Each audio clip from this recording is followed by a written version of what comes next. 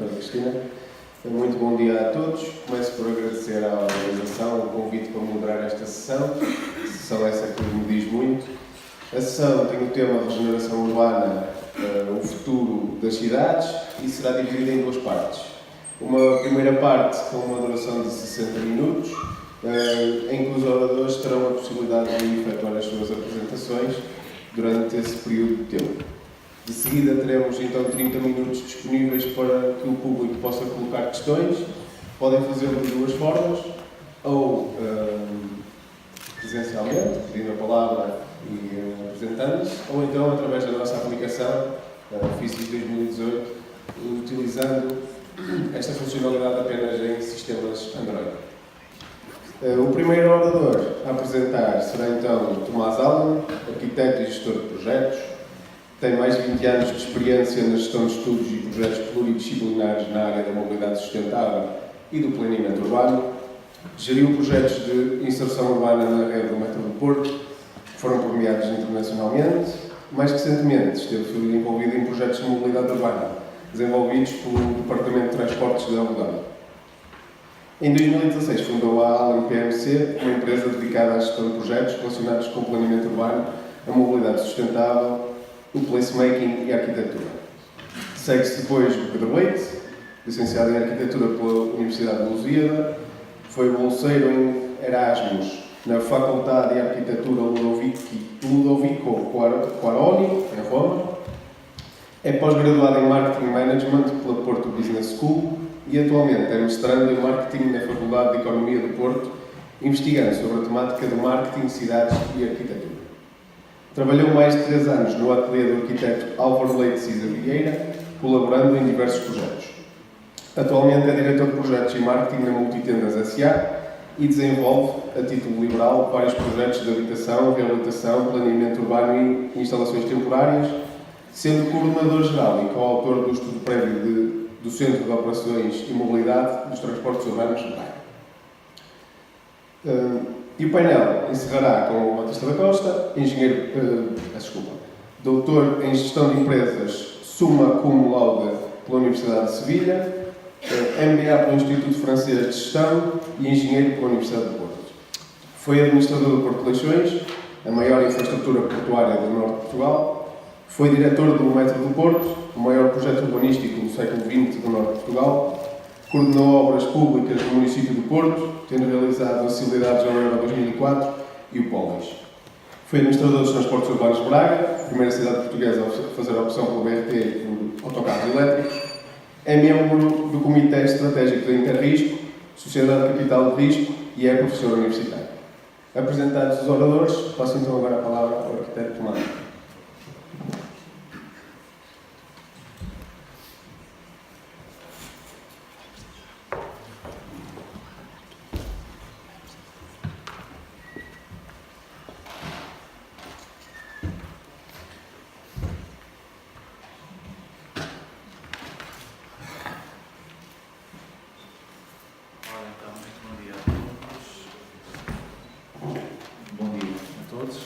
Antes de mais, agradecimentos à organização pelo convite e por poder trazer a Braga uma participação neste tema da regeneração urbana. Embora tenha escolhido um título, se calhar, um bocadinho ambicioso ou também um pouco vago, planeamento urbano e novas perspectivas. Espero não estar a ser muito pretencioso neste título, acho que são algumas perspectivas que eu gostava que fossem mais comuns em Portugal e são ainda novas, vamos falar sobre elas, mas o desafio é enquadrar isto no tema do Congresso, as cidades, as comunidades inteligentes e sustentáveis e também no tema do painel dedicado à regeneração urbana.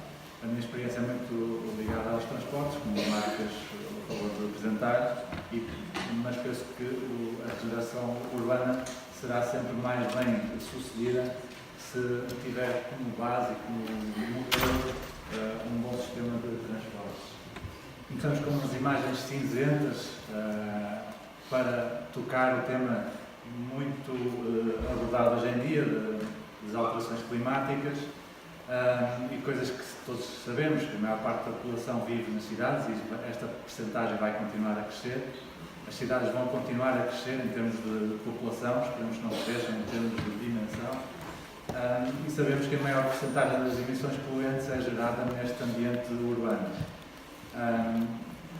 Um exemplo da Alemanha, mas que é aplicável a outras regiões da Europa, 80% das emissões poluentes são produzidas nas cidades, mas sabemos que de 90 a 2014, na atualidade, a percentagem das emissões poluentes gerada pelos edifícios, digamos, desceu 20%. A indústria conseguiu reduzir a sua percentagem em 35%, mas os transportes, nesse mesmo período, aumentaram 30% das emissões de gases com efeito de estufa. Vemos neste gráfico da Comissão Europeia que realmente todos os setores foram descendo em termos da sua responsabilidade nas emissões poluentes nas cidades, mas os transportes foram crescendo, embora nos últimos anos já tenha havido um decréscimo, continuamos muito acima do que eram os valores de 1990. Notamos que isto é causado por um forte investimento na facilidade da circulação automóvel nas cidades.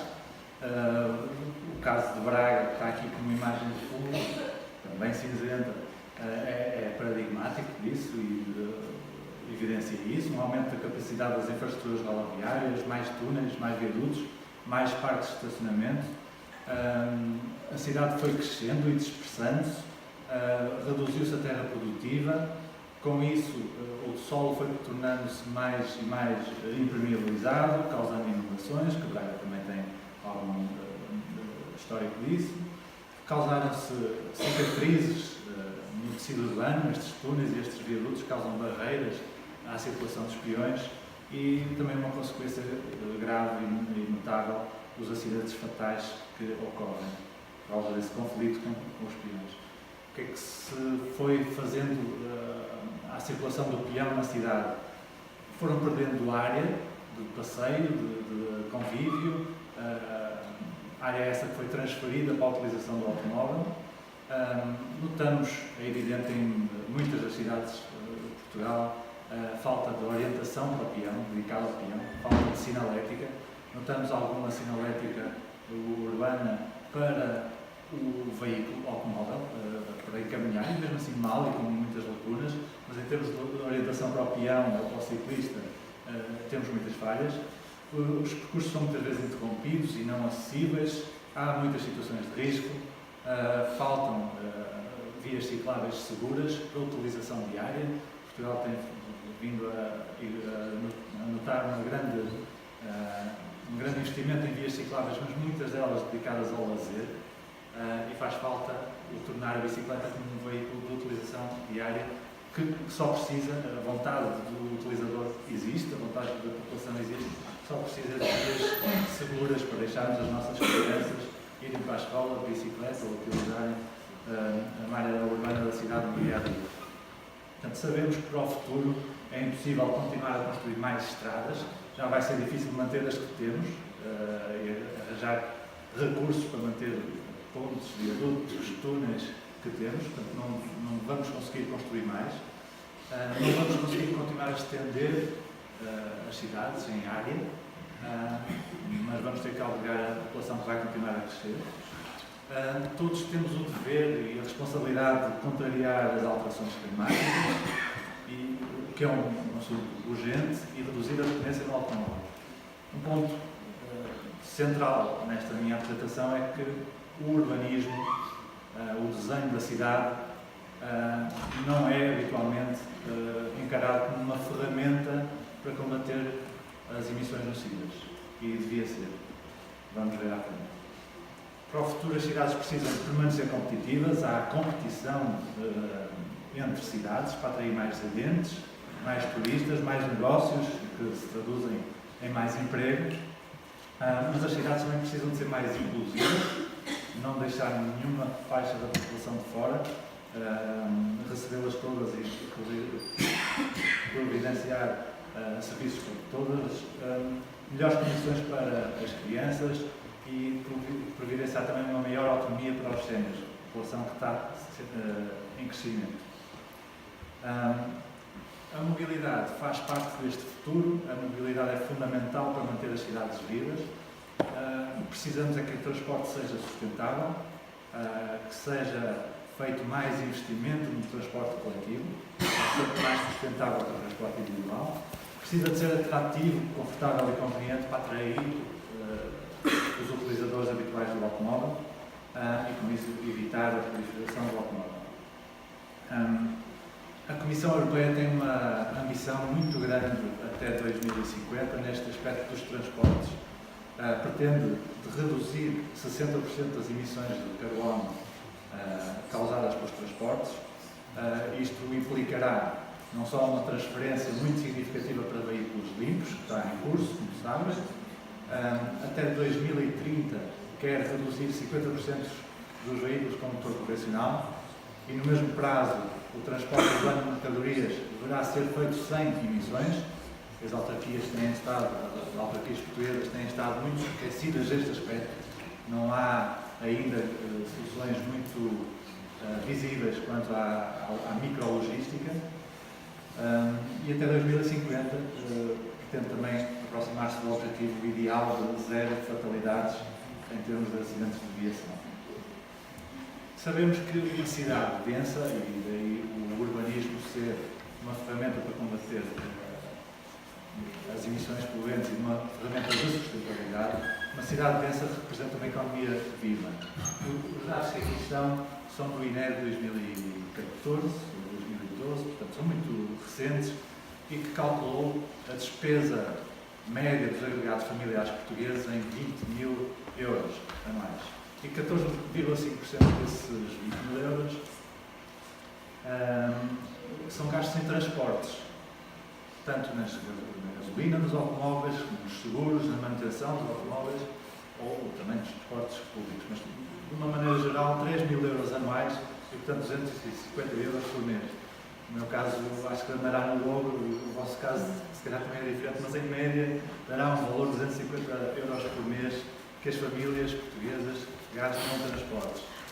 Mas é de notar que 85% ou mais desse valor, portanto, mais de 215 euros, não fica na economia local. Vai para impostos, vai para as grandes petrolíferas, vai para as marcas de automóveis, para as seguradoras, não fica na economia local.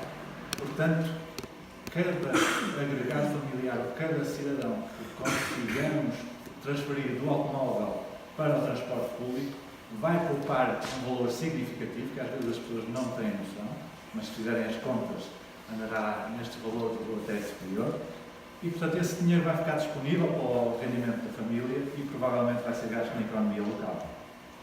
Portanto, uma cidade que tenha muitas pessoas, não sejam só pessoas que vêm trabalhar, pessoas que queiram residir, vai ter mais dinheiro investido na economia local.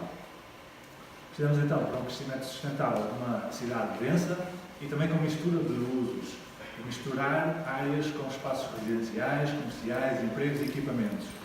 Sabemos do urbanismo da época moderna que funções isoladas obrigam a deslocações em automóvel individual muitas vezes, obrigam a mais trânsito e, portanto, isto não é sustentável e temos que combater isso. O urbanismo tem aqui uma palavra a dizer. O urbanismo deve também promover o que se designa internacionalmente por o infill development, portanto, ocupar espaços degradados ou expectantes que ainda existem na cidade. Aqui em Braga, conhecem todos os imensos espaços ao longo da rodovia com indústrias que estão abandonadas ou terrenos que ainda não estão ocupados ou, se calhar, alguns empreendimentos de habitação social que já estão no termo da sua vida útil e, portanto, há muito espaço ainda para fazer crescer a cidade sem a estender. Portanto, aproveitar as infraestruturas que existem, de águas, de esgotos, telecomunicações, etc., e promover o crescimento dentro da cidade já construída. A regeneração urbana, suportada pelo transporte coletivo, terá muito mais sucesso. As pessoas são atraídas por zonas, todos nós sabemos, zonas bem servidas de transportes. Portanto, aqui ligamos com o desenvolvimento orientado de transporte, que eu não vou estender nesta apresentação, podíamos fazer um painel só sobre isto, mas todo o desenvolvimento orientado para o transporte é uma maneira de fazer crescer a infraestrutura de transporte público ou mantê-la com investimento privado. Portanto, evitar muito do investimento público no crescimento da infraestrutura de transportes. Este esquema é de Hong Kong, é uma realidade completamente diferente da nossa, em que não há nenhum dinheiro público gasto na infraestrutura de transportes, que é extensa. A empresa de transportes é cotada, parte do capital é cotada na Bolsa e todos os anos há mais de $1.000 milhões de lucro. E, portanto, tem dinheiro para investir em espaços residenciais, comerciais, que vai gerindo, vai alugando, vai vendendo e, portanto, com isso financia a construção da infraestrutura de transportes. À nossa escala podemos fazer coisas diferentes, se calhar não custear completamente a infraestrutura, mas pelo menos ter parte das obras acessórias de inserção urbana do sistema de transportes pagas pelos privados. Há aqui uma série de benefícios que eu não vou voltar a descrever com detalhe. Sabemos que o investimento em transporte vai, obviamente, melhorar a mobilidade.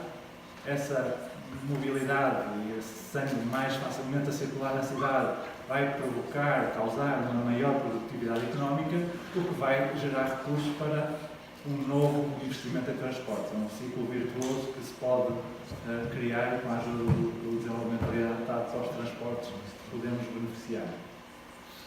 Devemos então planear para as pessoas, não planear para o automóvel, mas planear para as pessoas, pensando nas ruas completas, ruas onde cabe toda a gente, onde circulam todas as funções, o automóvel, o transporte público, não esquecer as bicicletas como complemento da circulação pedonal. Tudo isso tem que caber na rua, é uma questão de tomar opções. Desenvolver o placemaking, isto é, um planeamento de espaços públicos pensados em conjunto com a comunidade, que a própria comunidade diga o que é que precisa em cada zona e que seja dona do desenvolvimento desses espaços públicos. Uma cidade pensada para as crianças e para os séniores será sempre mais competitiva, mais sustentável, mais inclusiva. Serão as cidades das curtas distâncias, tudo está a uma curta distância, vivemos e trabalhamos a uma distância muito curta, vamos fazer compras a pé. Essa cidade densa tem essa vantagem e consegue evitar o uso do automóvel. Braga não tem sido um exemplo disso. Isto não é uma cidade de curtas distâncias, uma distância de atravessamento de uma avenida de uns 15, 16 metros, um peão é obrigado a percorrer uma travessia superior que multiplica por 5 essa distância. É desagradável, é insegura, é desconfortável, apanha chuva, apanha vento. Vai evitar fazer isso. Das duas, uma, ou atravessa correndo o risco de ser atropelado, ou provavelmente vai pegar no carro e desloca-se para o outro lado da avenida, subcarregando o trânsito da cidade. Não estou a dizer nada de novo, pois não? Isto também é um exemplo de Braga, onde o carro tem muito mais área que o peão, para percorrer passeios que não são acessíveis com todas as dificuldades. Propositadamente as imagens estão a cinzento para mostrar o que é mau. E mais um exemplo de cicatrizes abertas na cidade, com os túneis e viadutos, também mais um exemplo de Braga.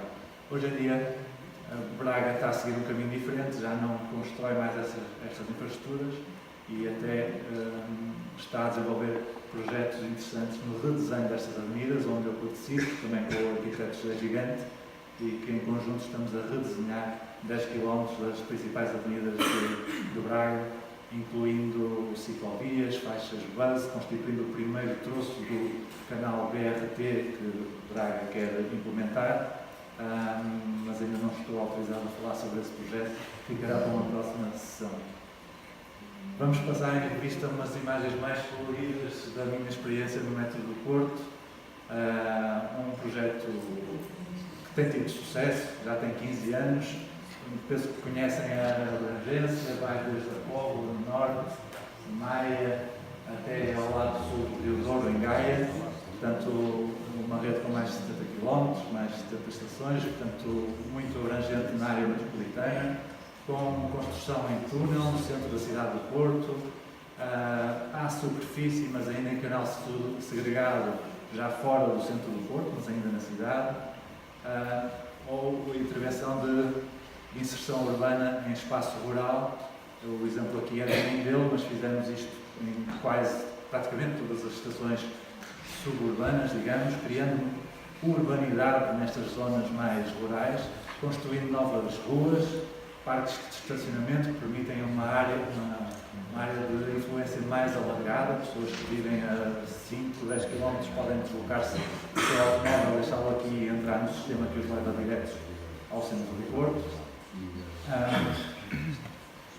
O projeto foi premiado várias vezes pela FAD em Barcelona, pela UITP, o melhor metro ligeiro do mundo, pela Universidade de Harvard, com o prémio Veronica Rhodes, pela qualidade da intervenção de inserção urbana, e tem impactos que são evidentes no desenvolvimento das áreas de influência e da regeneração urbana, embora, e vou falar um bocadinho sobre isso, com resultados que são diferentes consoante a área de inserção do sistema.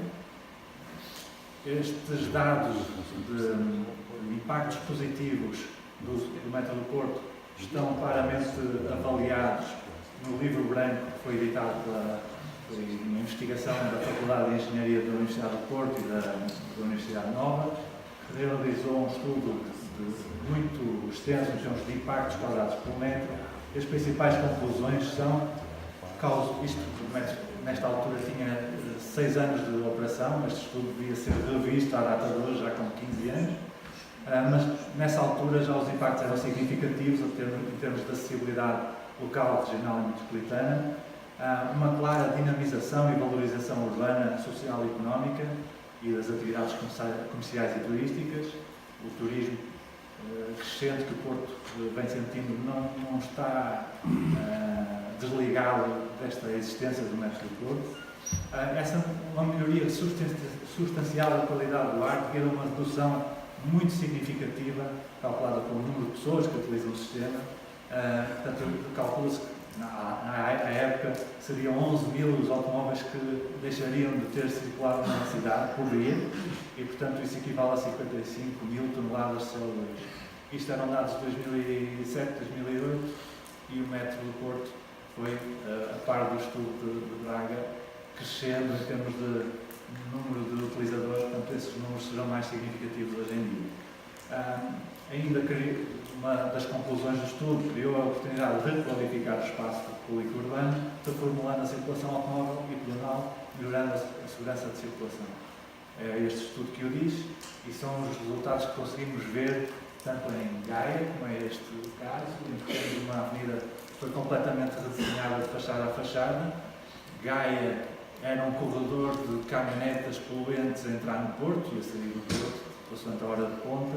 Hoje em dia é um espaço qualificado, digno, com espaços comerciais vivos, com uma grande procura por edifícios residenciais ou de escritórios, e não é por acaso que o Corte Inglês se instalou junto a uma das estações desse ali a espreitar. A Maia também cresceu muito com muita qualidade em volta do sistema de metro. Matosinhos é a obra de referência, foi a primeira obra de inserção urbana que depois serviu de bitola para os outros municípios. Também muito viva, temos aqui a Senhora da Hora, que era uma freguesia cortada pelo comboio antigamente e que foi unida nas duas margens por uma avenida arborizada, e com essa requalificação, com essa inserção urbana de qualidade, são inúmeros os casos de novos empreendimentos que surgem nas imediações do sistema. Arquitetura de qualidade, preços mais elevados, obviamente, espaços comerciais que estão todos ocupados e também outros exemplos de espaços de emprego, promoção dos edifícios e de novos empreendimentos com a marca do metro associada, novas escolas, uma escola de negócios à esquerda, um colégio de nível bastante elevado do lado direito. Portanto, tudo isto à volta do sistema de metro. Mas isto estamos a falar da zona a norte da circunvalação. A circunvalação faz a fronteira entre o Porto e Matosinhos, que está aqui na parte de baixo da imagem. Para norte houve essa visão do município e muito obrigou a Metro do Porto a requalificar aquele espaço, houve essa visão do que é que poderia ser aquele espaço. Há ali um hospital privado, há aqui um edifício velho que foi convertido em centro de negócios, portanto, toda uma dinâmica. Mas para sul da circunvalação, a linha é a mesma, a frequência é a mesma, o sistema tem a mesma atratividade, mas não houve esse cuidado de inserção. A linha continua a ser uma trincheira nas traseiras dos armazéns da zona industrial do Porto. O bairro do Luís, um bairro social, que continua isolado. O metro ainda fez alguns novos acessos, travessia por baixo da linha, etc. Mas nestes 15 anos nada apareceu neste lado do Porto.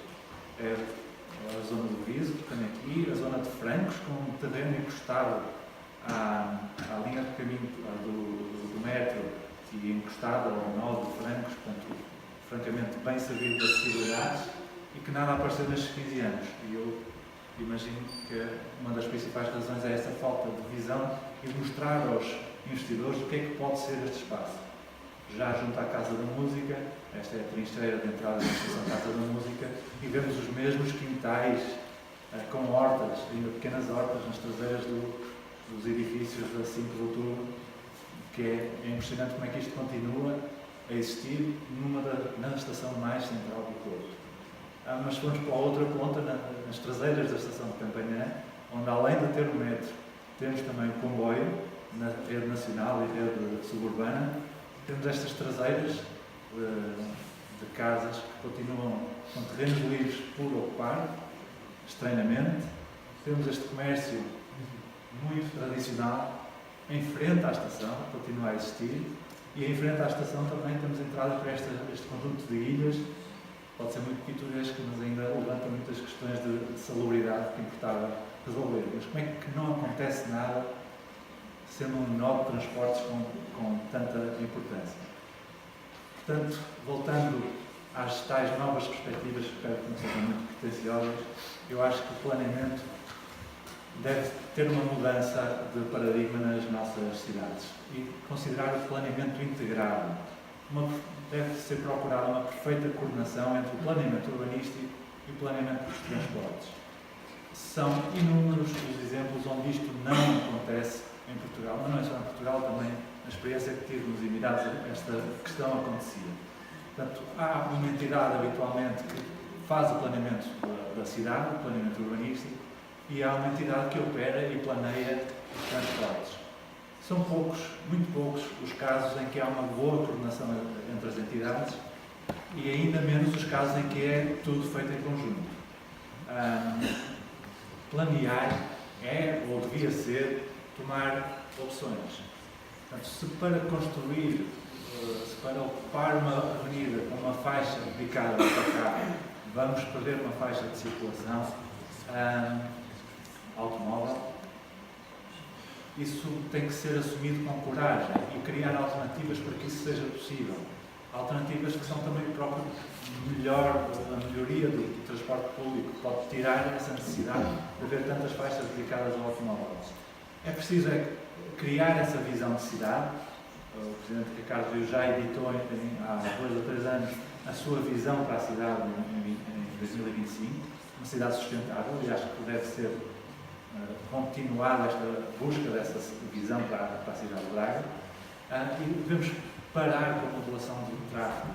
A modulação do tráfego tem sido encarada como uma ferramenta-chave para o planeamento urbano. Deve ser uma ferramenta, mas não a principal. Como eu dizia, se a opção é eliminar o trânsito numa rua, que a modulação faça criar alternativas ou que ajude a pensar nas alternativas para que essa decisão seja implementada. Devemos, sim, ouvir os cidadãos, procurar um planeamento participativo, responder às necessidades e expectativas que a população tem. Envolver a população nessas escolhas vai criar um sentimento de pertença e uma maior facilidade de aprovação das medidas que forem impostas. Vai também criar maior confiança nessas decisões e criar a oportunidade para desafiar alguns conceitos que, se calhar, o planeamento urbanístico está muito agarrado. Não temos tempo para visitar este site, mas procurem depois, no algum tempo livre, visitar futurebristol.co.uk e ver a maneira engraçada e interativa com que se pode consultar e envolver a população no planeamento. É um site quase feito em banda desenhada, em que cada opção de planeamento está desenhada como um cartoon e que as pessoas podem de imediato colocar um like, como se fazem no Facebook, ou deixar um comentário e com isso envolver a população. Isso envolve alguns riscos, obviamente, mas temos que assumir. Essa implementação da visão deve, no fundo, integrar e coordenar atividades, deve coordenar stakeholders, deve gerir comunicação, gerir prazo, custo e risco, gerir o âmbito do projeto, gerir qualidade. Agora estou aqui a puxar a brasa à minha sardinha e isto são tarefas da gestão de projetos. É obrigatório numa gestão do futuro sustentável da cidade criar esta filosofia de gestão de projeto. Como criar internamente, se calhar não é fácil, não há capacitação das entidades para fazer isso, externamente perde-se o know-how que é criado, portanto deve ser uma estrutura mista que envolva o município, os operadores, as autoridades de transporte, as empresas municipais, as várias agências, mas coordenadas com uma equipa técnica dedicada à gestão de projeto, à liderança da gestão de projeto, sempre com a delegação de competências do Presidente, que deve ser o detentor dessa visão, que delega essas atividades da gestão de projeto nessa equipa, e a equipa envolve os cidadãos locais, profundamente conhecedores dos planos e constrangimentos e também das tradições e cultura da cidade. Não delegar essa liderança do projeto nas agências já existentes, num determinado gabinete.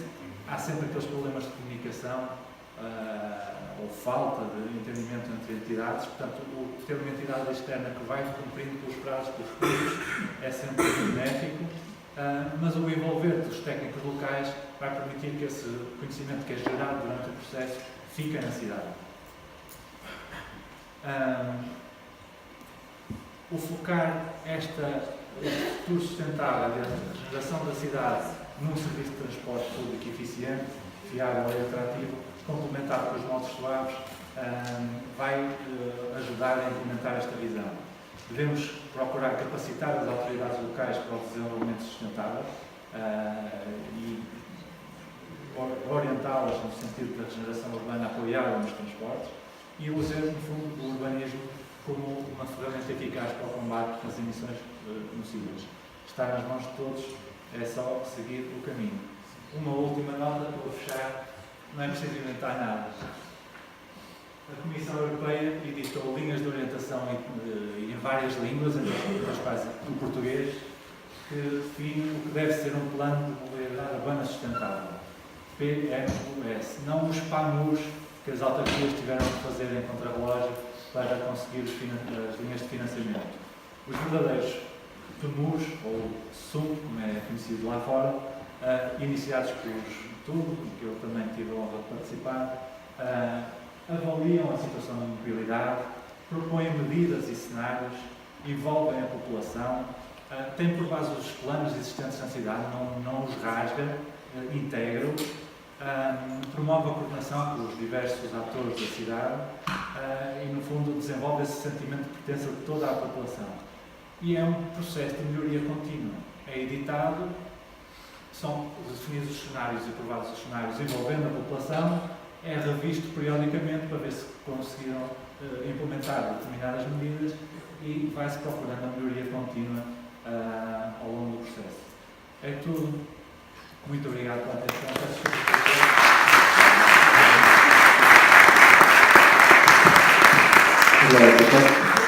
Passo ao arquiteto Pedro Leite para tomar o seu lugar no púlpito e tentar ser um bocadinho mais célebre que o arquiteto Tomás.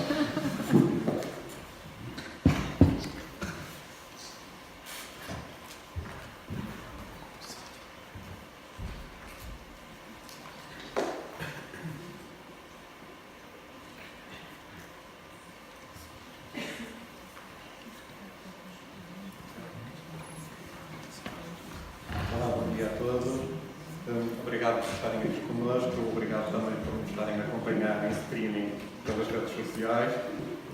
Espero ser breve na minha apresentação, até porque partilho da opinião de que devíamos trocar a forma deste debate e passar a parte final para o início e o início para o fim destas apresentações.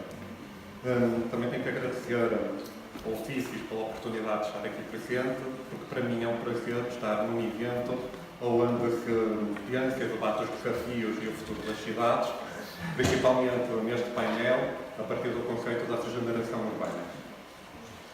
São vários os desafios colocados às cidades, quer agora, quer nas próximas décadas, desde a crescente pressão colocada pelo influxo de pessoas, o aumento da taxa de natalidade nos países emergentes e os fenómenos migratórios, que temos visto agora na Síria, a integração das diferentes culturas, os problemas ambientais e de segurança, as questões sociais como emprego e habitação. Temos visto agora em Braga que é muito difícil encontrar habitação a preços económicos, os desafios económicos provocados pelo desenvolvimento da economia digital, do empreendedorismo e inovação à localização empresarial, e das infraestruturas existentes aos recursos naturais, das cidades inteligentes à sustentabilidade. As combinações possíveis para os desafios da cidade são inúmeros e é preciso rendermos a evidência do que o futuro, tanto individual como coletivo, não é muito previsível. O futuro de qualquer cidade não está escrito nem desenhado e é impossível determinar com certeza qual dos cenários possíveis se vão tornar realidade. Uma coisa, no entanto, é certa. As opções que são tomadas hoje vão condicionar e ter impacto no nosso futuro. Sabemos, no entanto, que as cidades já serão e serão ainda mais, nos próximos anos, o grande ator político, económico, social e tecnológico do século XXI, uma vez que o poder estará onde houver grandes concentrações demográficas. Agora, mais do que nunca, as cidades precisam de encontrar maneiras criativas de superar os desafios, de modo a tornarem-se mais resilientes e bem-sucedidas, pelo que se torna imperativo que para a sua subsistência se mudem estratégias económicas, sociais e ambientais. É neste contexto, então, que conceitos como a regeneração urbana ganham importância.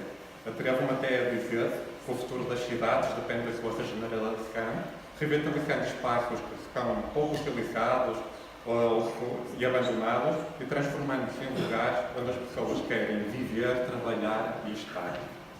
Podia agora falar um bocadinho de alguns exemplos de arquitetura, de como mudaram e regeneraram cidades, como é o caso de Bilbao, em que o seu Guggenheim alterou completamente a economia da cidade e revitalizou uma cidade que estava moribunda.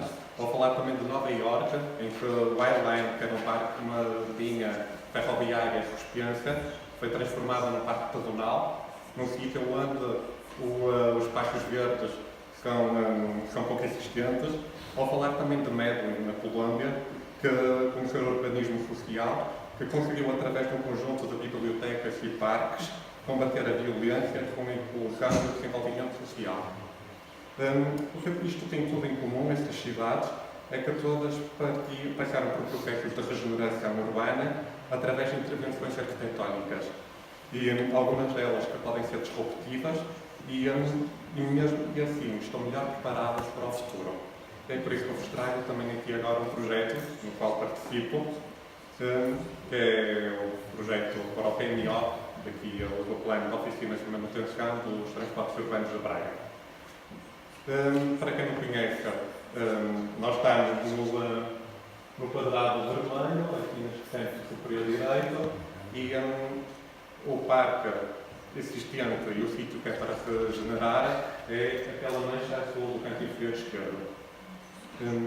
Isto está-nos sensivelmente a 15 minutos a pé e a menos de 5 minutos de carro, se não houver trânsito, por isso estamos mesmo no centro da cidade ou às portas da cidade. A área de intervenção é 26 mil metros quadrados, tem incluída o PMO existente, atualmente existente, e também o bairro social dos Falcões, que está previsto ser demolido. Desculpa.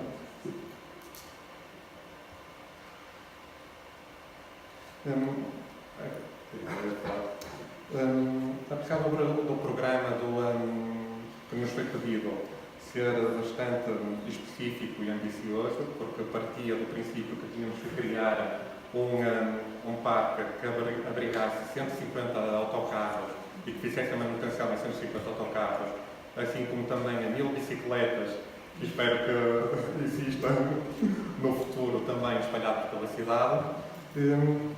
Mas era ambicioso, porque era muito difícil de com diferentes cotas e largo e estreito, ter aquilo tudo incluído.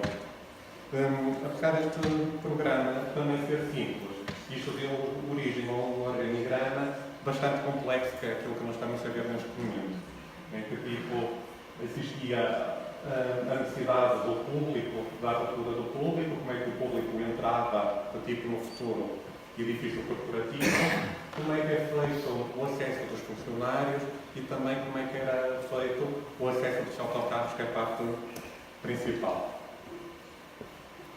Para quem não conhece o atual existente, isto é uma imagem de agora, com poucos dias.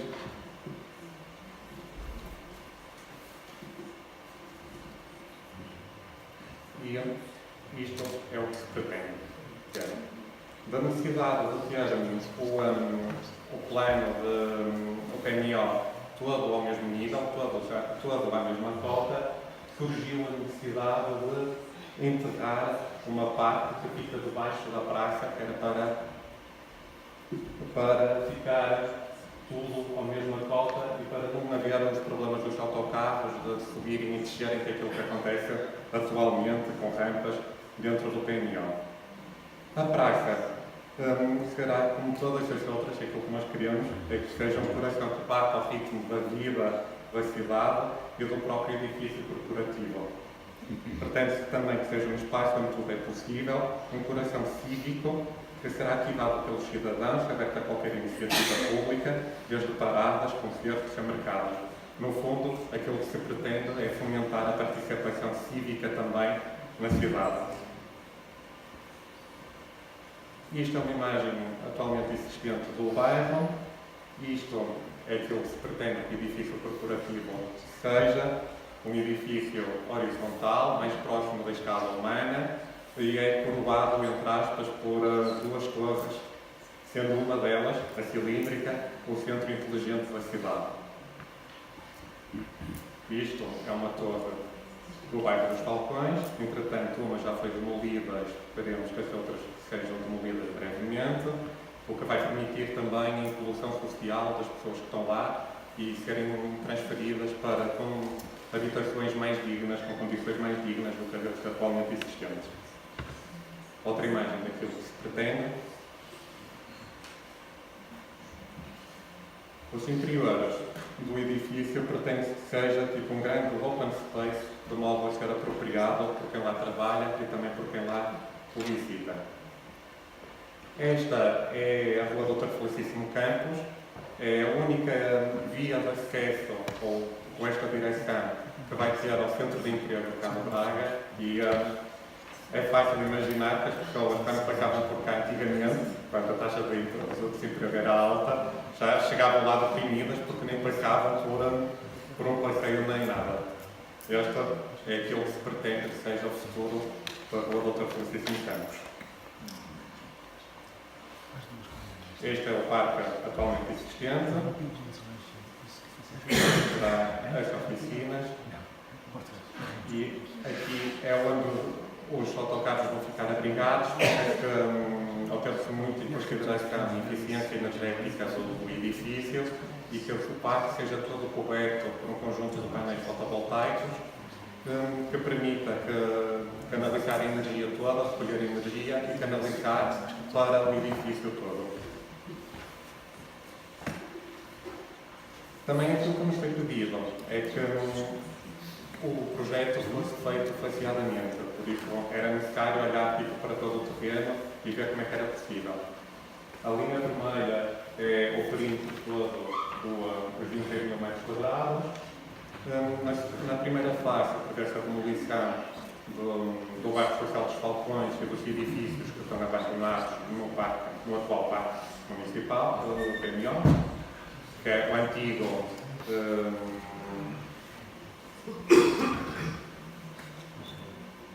Matadouro, o antigo Matadouro da cidade. No terceiro gráfico, vemos a necessidade de fazer o desatento daquela área para o PMO ficar todo com a mesma cota. E na quarta fase, tipo no quarto slide, conseguimos ver a primeira fase de construção, que é construir as oficinas e demolir enquanto que as atuais existem. Isto permite que uma economia de custos aos transportes urbanos de Braga, que não tem que se transferir para outro local. O quinto é a construção da área de serviço, que depois a sua demolição. O sexto é a construção já de um edifício de apoio às oficinas. O sétimo é a construção de tal praça que permite a tal coesão social e a interação social entre as diferentes pessoas. O edifício tem um conjunto de pátios que favorecendo também outra vez a eficiência energética, favorecendo a ventilação e a iluminação natural. No topo norte da praça existe um espaço verde, até que permite fazer a ligação entre o edifício existente que vai ficar e o novo edifício. As diferentes rotas pedonais de acesso à praça, assim como o acesso dos autocarros, o acesso das viaturas. Pretende-se também que se faça a ligação da ciclovia e a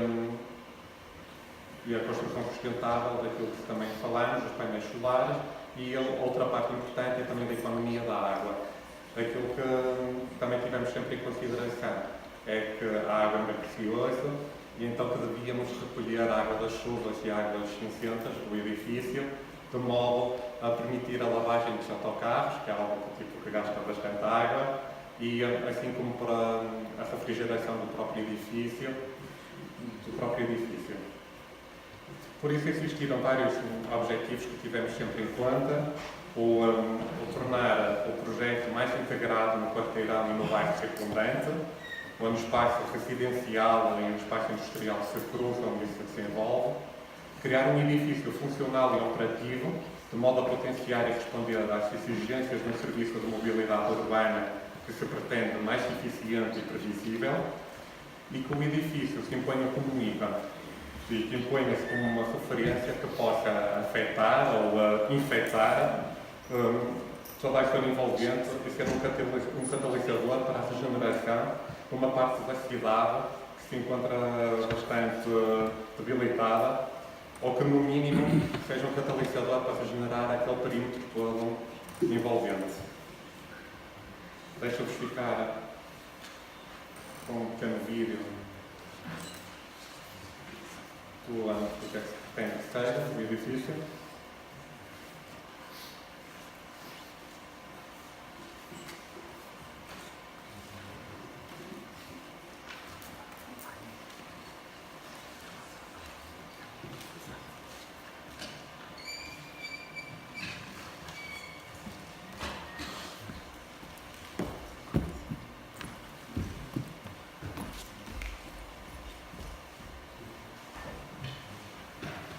Este espaço é um espaço multifuncional, tanto permite abrigar autocarros como permite ser o parque de estacionamento dos funcionários do clube.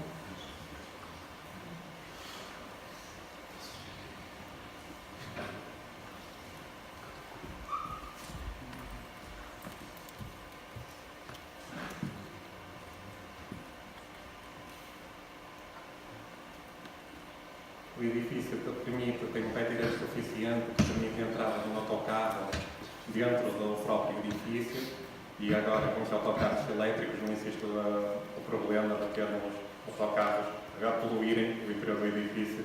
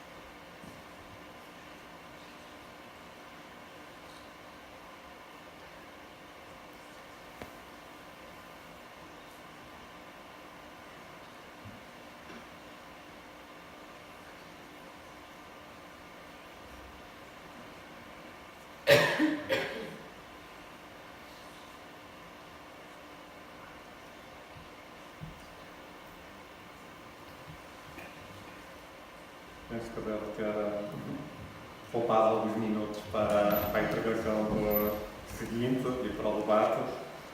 Acredito que a arquitetura deve impactar a vida das pessoas e criar cidades mais preparadas para os desafios dos próximos tempos. Porque projetar é enfrentar o futuro. Obrigado. Obrigado por esta apresentação. Conhecer o projeto deste futuro edifício sustentável da cidade de Braga e ambos esperamos que as bicicletas cheguem também para ajudar a essa sustentabilidade. Passo agora a palavra ao professor Batista da Costa.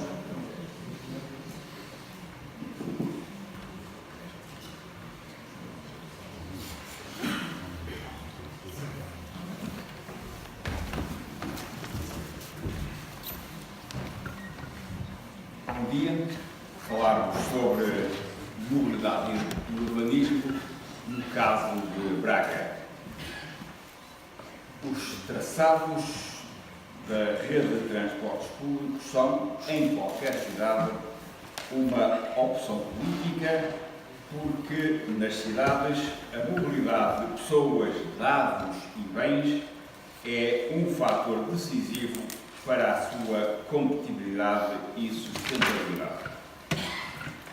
As cidades devem projetar no desenho urbano e na mobilidade soluções que beneficiem a saúde e a segurança dos habitantes.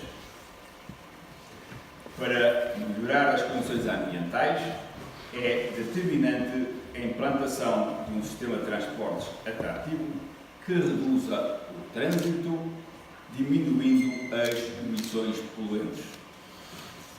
Promover os modos ativos e os transportes coletivos é a opção das cidades em todo o mundo e é recomendado pelas instituições internacionais.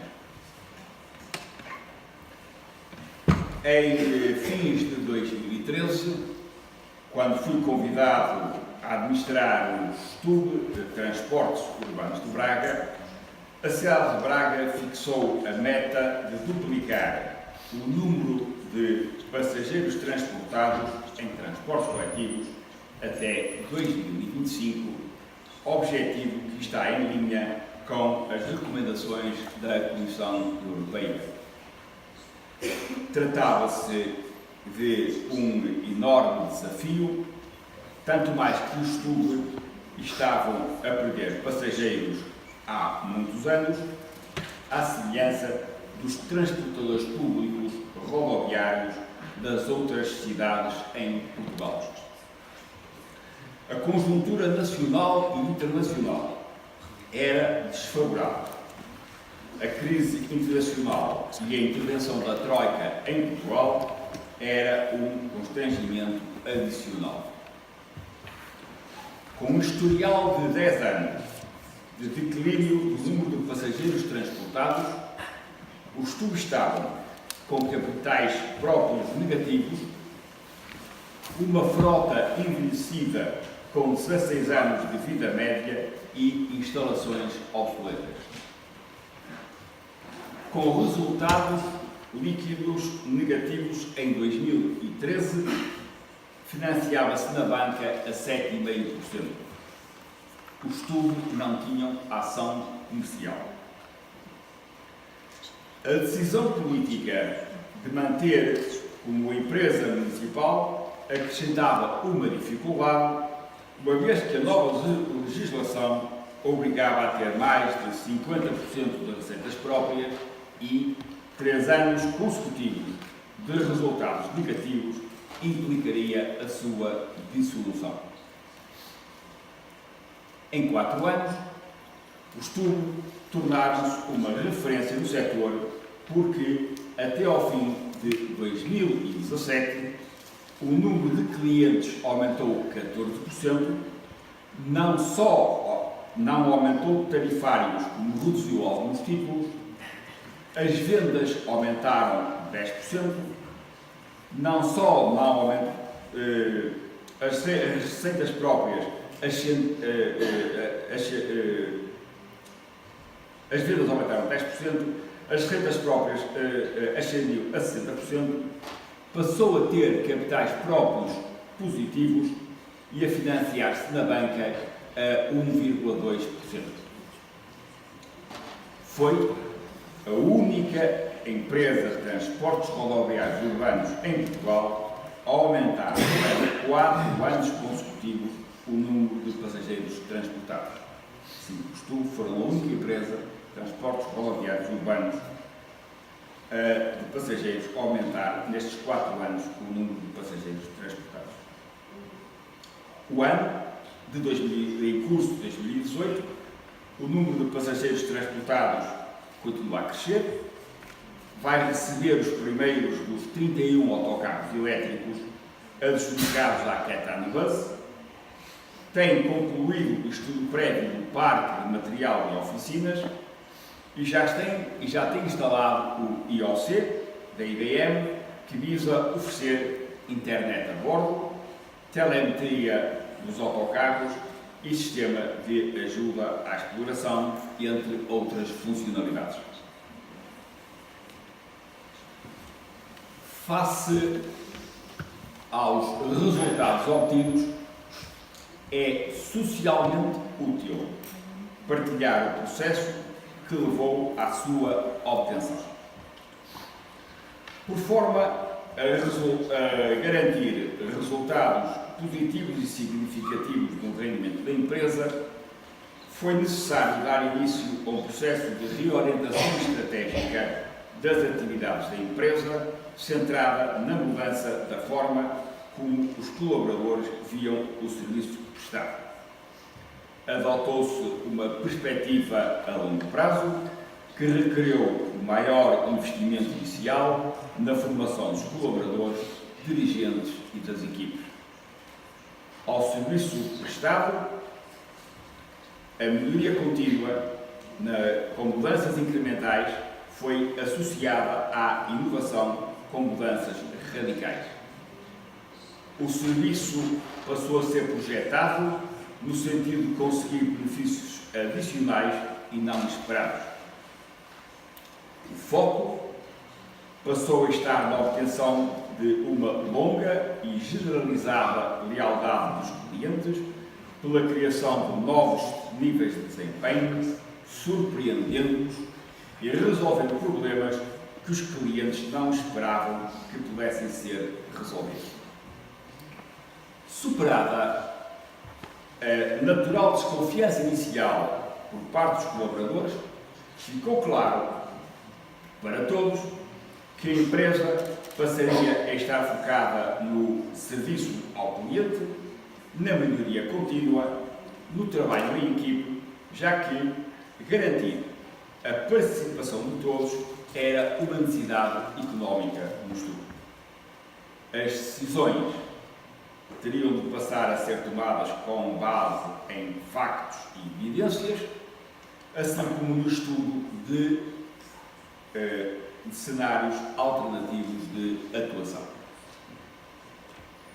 As decisões para operacionalizar esta estratégia foi necessário definir uma nova visão e missão da empresa e a construção de um novo quadro de indicadores.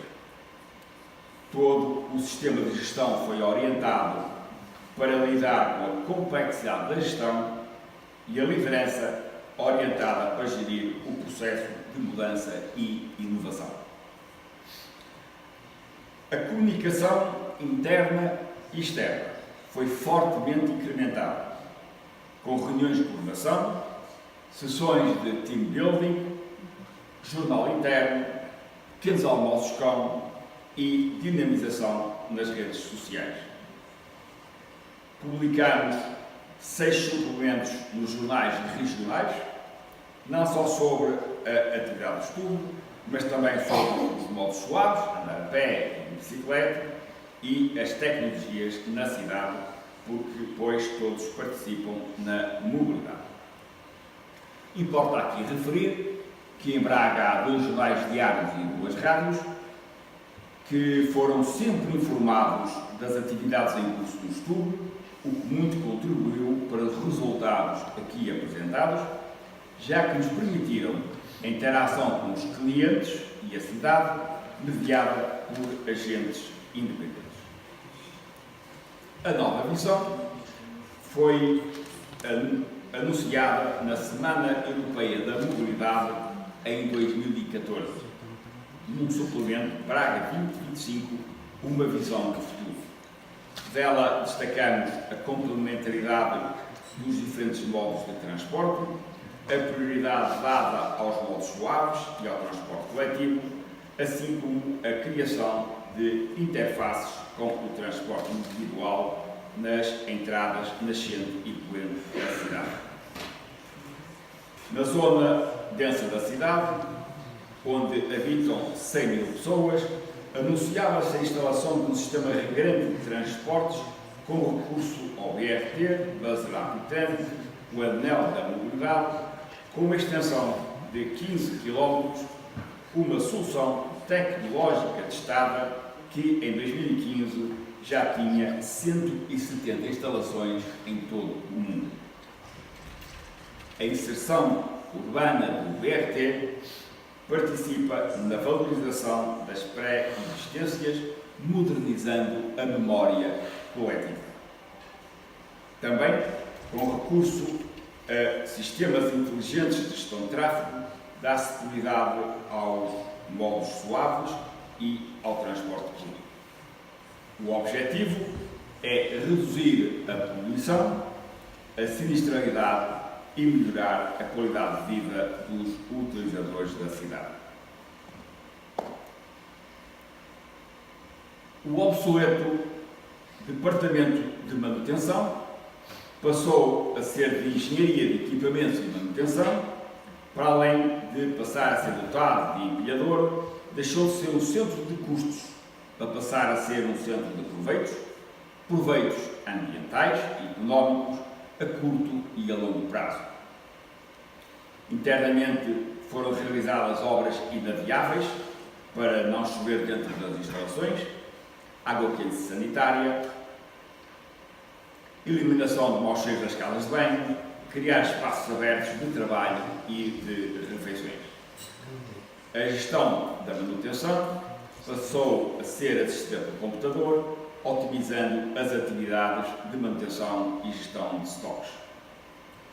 O aumento da disponibilidade da frota, a redução do consumo de combustível a cada 100 km, a redução da emissão de gases tóxicos e opacos, assim como a diminuição radical das emissões de enxofre e azoto pelo recurso a óleos sintéticos.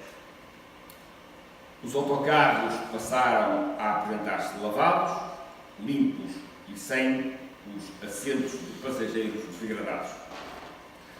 Aumentámos a subcontratação das áreas em que a oferta do mercado se apresentava competitiva, como foi o caso dos serviços de pintura, chaparia e pneus de serviço. A médio e longo prazo, a capacidade de fazer opções tecnológicas radicais ficou evidenciada na opção por autocarros elétricos e na elaboração do programa para o parque de material e oficinas. A mudança exige uma visão a longo prazo, alicerçada no conhecimento. Por efeito, fizeram-se protocolos com a Universidade Católica, a Universidade de Minho e o Instituto Politécnico do Cabo e do Ave. Os colaboradores foram incentivados a retomar hábitos de estudo e, como resposta, foram concluídas 9 dissertações de mestrado, iniciados doutoramentos em 3 domínios-chave da atividade da empresa. O conhecimento aplicado ao negócio resultou na certificação de estudo em investigação, desenvolvimento e inovação em apenas 3 meses. A construção do site e aplicativos para dispositivos móveis orientados para os clientes foi uma consequência natural. As competências adquiridas permitiram ao clube prestar serviços a outras cidades. Como parceiros do FICIS, Fórum Internacional das Comunidades Inteligentes e Sustentáveis, os TUB tiveram contacto com atores globais e regionais, aportando novas ideias que culminaram em 2017 com a instalação do IOC da IBM na empresa. A gestão das operações é uma das faces mais visíveis da empresa, porque é responsável pelo serviço oferecido aos clientes.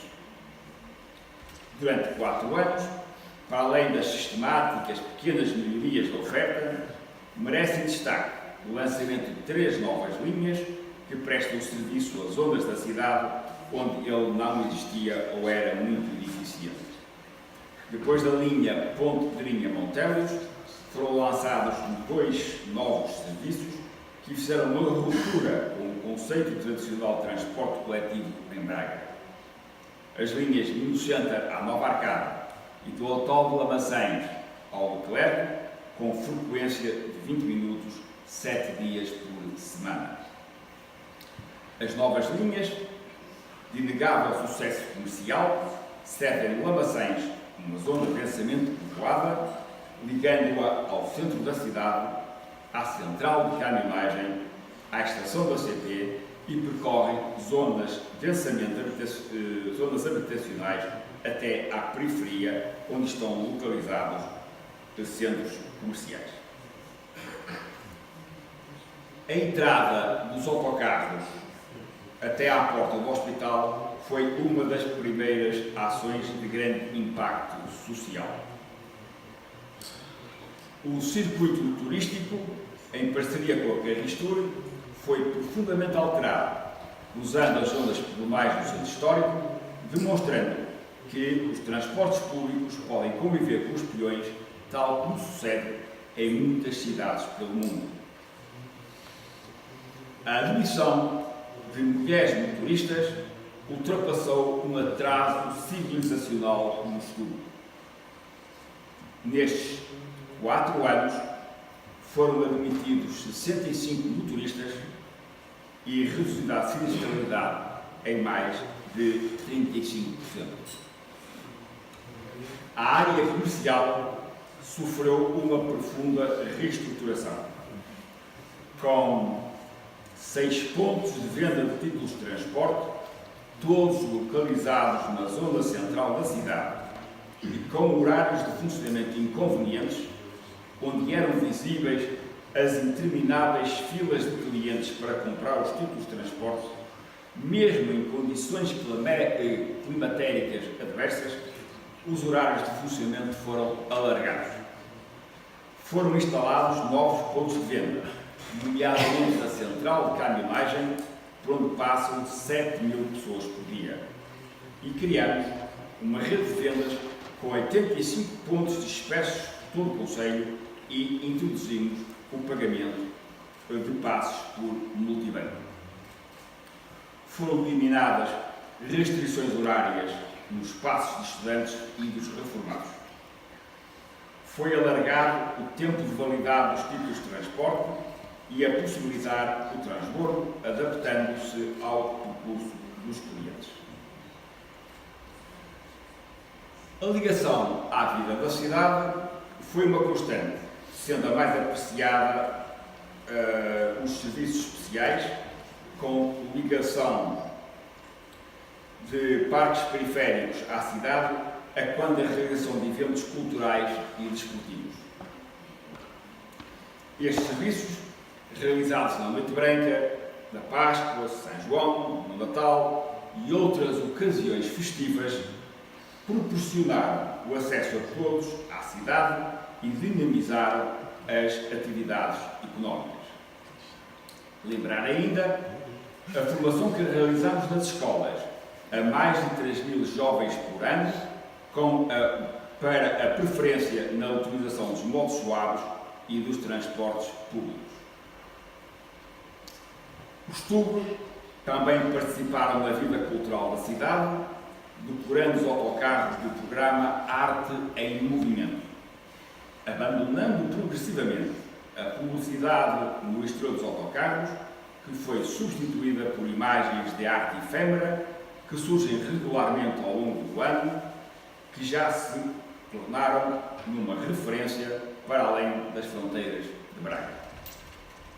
Em épocas como o Carnaval, Dia dos Namorados, Páscoa, Enterro da Gata e Natal, os autocarros integram-se, participam e promovem ativamente as celebrações da cidade, revelando a sua genuinidade e cultura. Houve lugar para o marketing olfativo e a disponibilidade do reciclónico, do autocarro-palco, apoiar acontecimentos na cidade.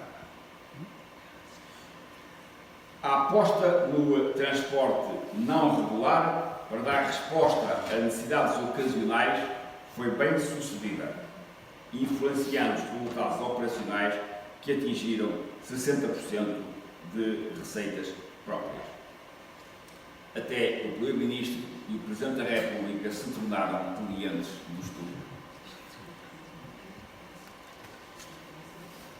Com uma frota obsoleta, era urgente o investimento na sua renovação.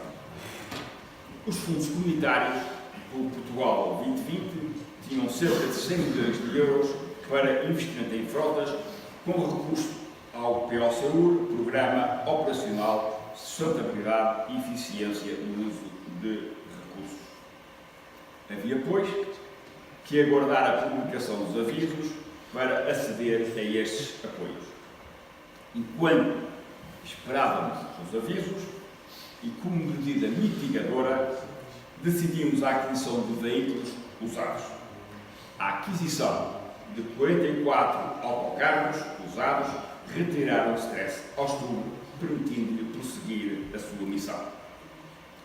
O primeiro aviso, com apoio para apoio à renovação da frota, encerrou a 17 de março de 2017 com 60 milhões de euros. Dele resultava que só seria apoiada a substituição de autocarros por outros ambientalmente mais sustentáveis e o Estado financiava o diferencial entre um autocarro diesel convencional por outro energeticamente mais eficiente. A este aviso, as empresas apresentaram intenções de investimento de 54 milhões de euros. O projeto apresentado pelo STUB prevê o investimento numa subfrota que visa o serviço desde a estação da CP e o atravessamento e atravessa o polo do altar da Luz Alumínio até uma interface a norte deste, servindo de forma conveniente os 15 mil utilizadores do campo. Este serviço, que recebeu o apoio público do Presidente da Câmara de Braga e do Reitor, prevê uma frequência de 10 minutos com recurso a autocarros elétricos como forma de eliminar qualquer impacto ambiental negativo. Paralelamente, lançamos um concurso para a aquisição de 31 autocarros elétricos que foram adjudicados à Caetano Bus. O primeiro autocarro elétrico chegará em maio. Ou seja, durante 4 anos foram adquiridos 75 autocarros, 31 dos quais elétricos.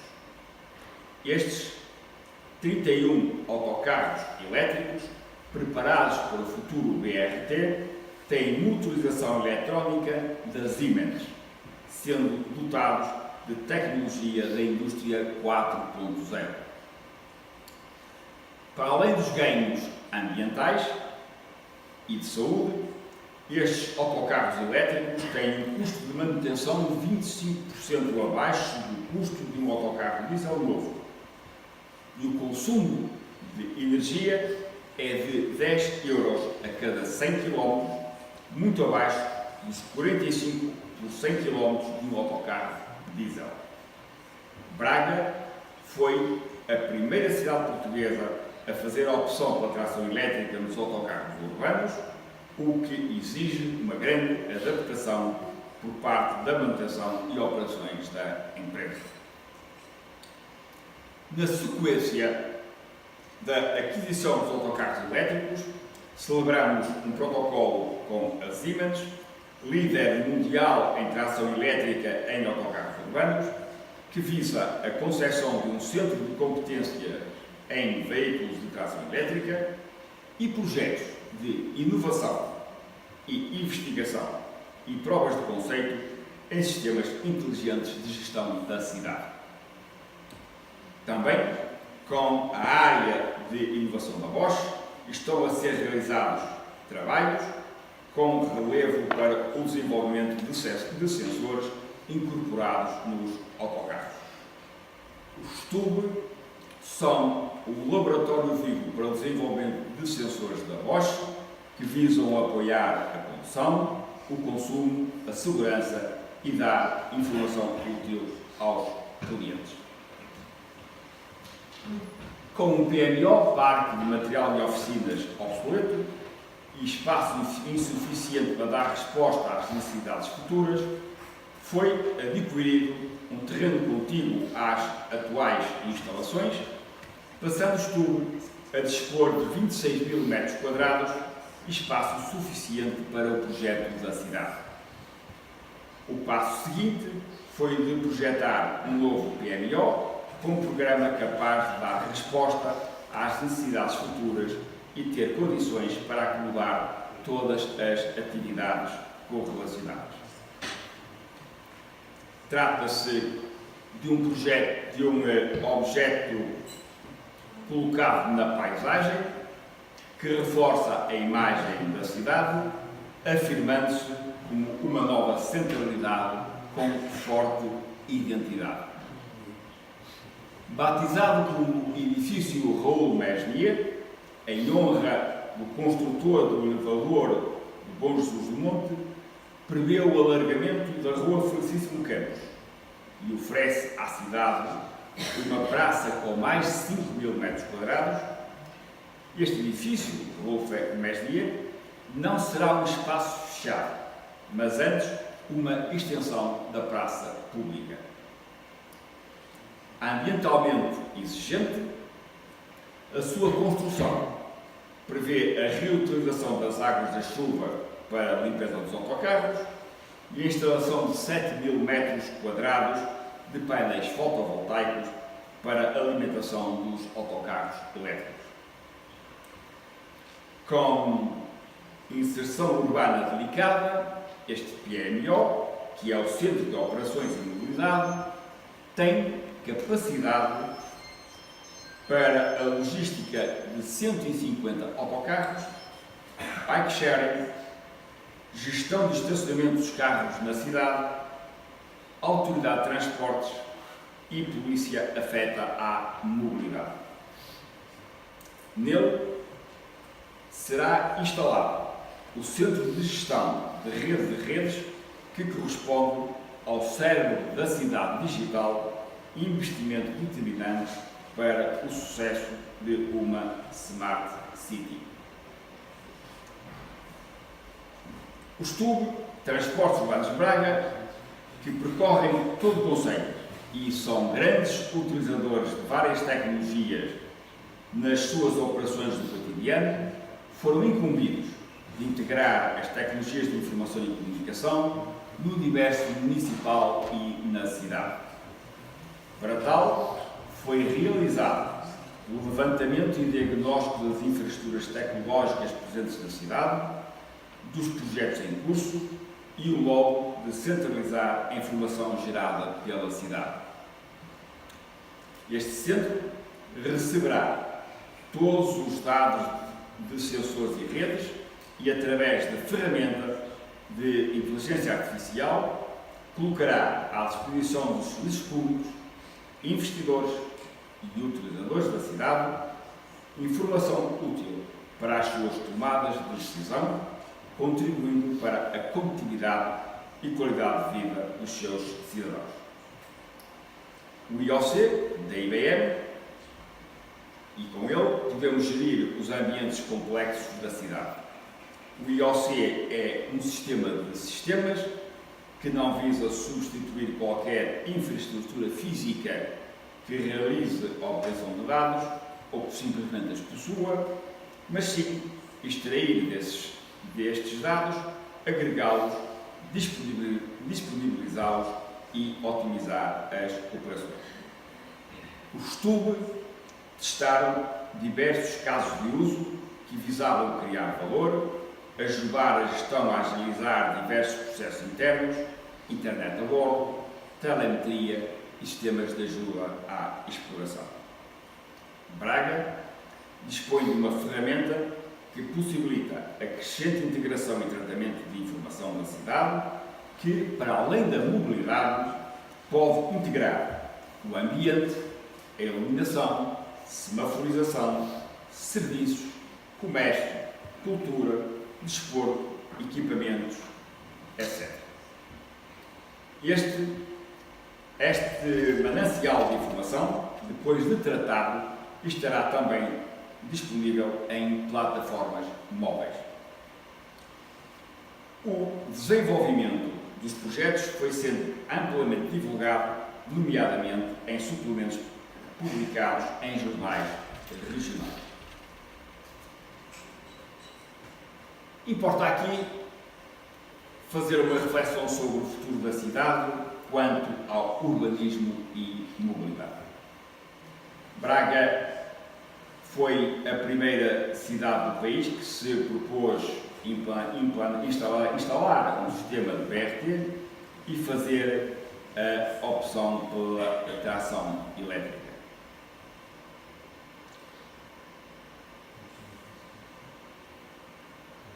Os TUB, Transportes Urbanos de Braga, cumpriram a sua missão. No entanto, e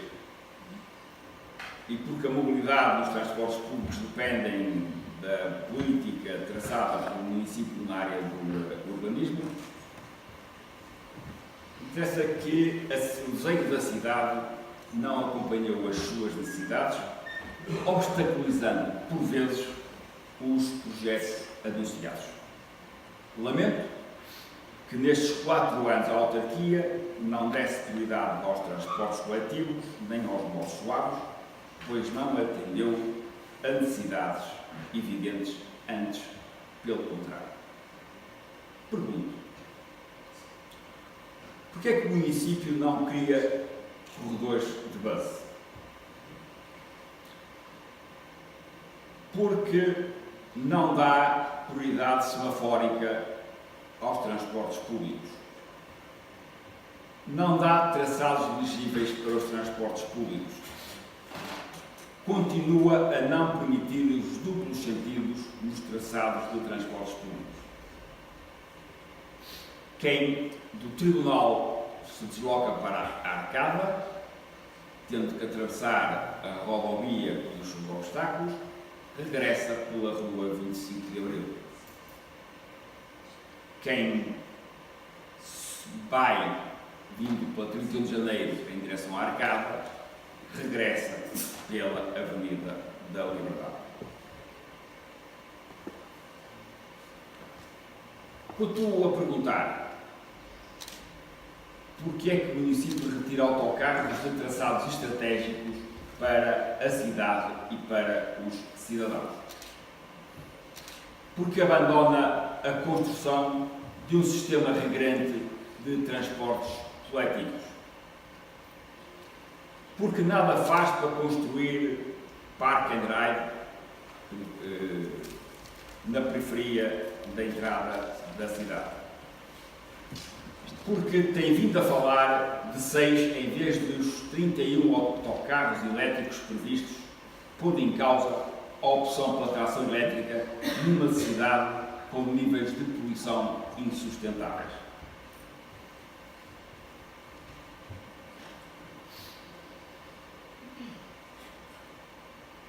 Darei alguns exemplos de alternativas a esta política.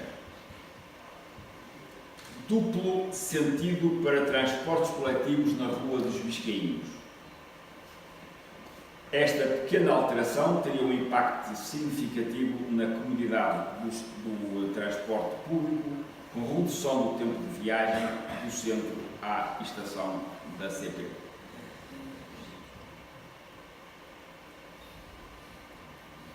Travessia da Avenida Júlio Fragata, unindo de nível a Rua D. Pedro V e a Rua Nova de Santa Cruz. É uma evidência económica e social, cujo projeto está feito e é de rápida execução, com recurso à semaforização inteligente. Atravessamento do campus da Universidade de Minho em Igualdade. Prestaria serviço a 15 mil pessoas com redução da pressão viária. Para a sua concretização, bastaria a Câmara Municipal construir uma servidão de uso.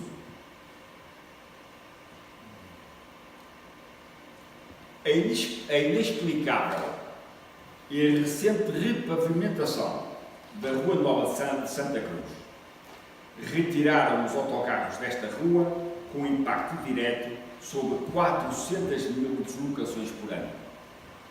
Esta obra desarticula a ligação da universidade à cidade, para além de ser um exemplo de desrespeito pela memória do sítio, entre outros fatores. A negligência da recente construção da passagem de peões na Rua de Cais. O peão circula de costas para o sentido de marcha dos veículos, com iminente efeito na sinistralidade. A curto prazo serão evidentes os custos,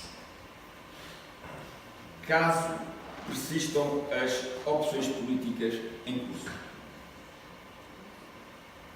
A Agência Portuguesa para o Ambiente registra em 2016, na sua estação da Avenida Frei Bartolomeu dos Mártires, onde não passa qualquer autocarro de estudo, níveis de poluentes muito acima, 55 mg por metro cúbico, muito acima do valor limite, que é de 40. Ignorando que a cidade de Braga é a mais poluída do país depois de Lisboa e Porto, a médio e a longo prazo, Braga e os seus habitantes vão pagar caro com os erros que estão a ser cometidos por uma política que persiste em ignorar a urgência da utilização de transportes públicos e modos suaves. Pode-se dizer que as opções tomadas dos projetos em curso e onde se vai buscar o dinheiro para estas coisas.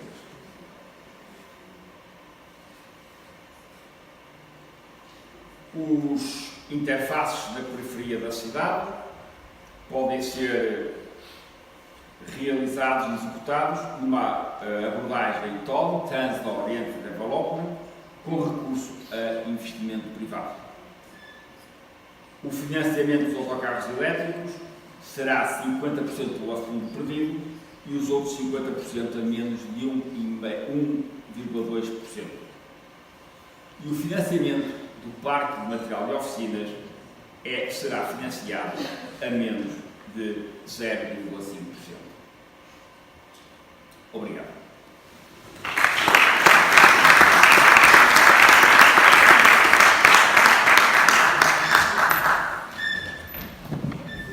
Muito obrigado por mais uma apresentação, que deixa muitas questões no ar e, embora estejamos um bocadinho em cima da hora, acho que ainda temos a oportunidade de permitir ao público uma participação, caso o entenda fazer. Nós, na aplicação, hoje não temos tímidos, portanto, na aplicação não temos qualquer tipo de questão. Não sei se alguém quer tomar a palavra e questionar algum dos oradores. Nenhuma questão? Resta-me então agradecer por esta participação, agradecer também ao Ofícios pelo convite, dar os parabéns à organização por este tema cada vez mais pertinente,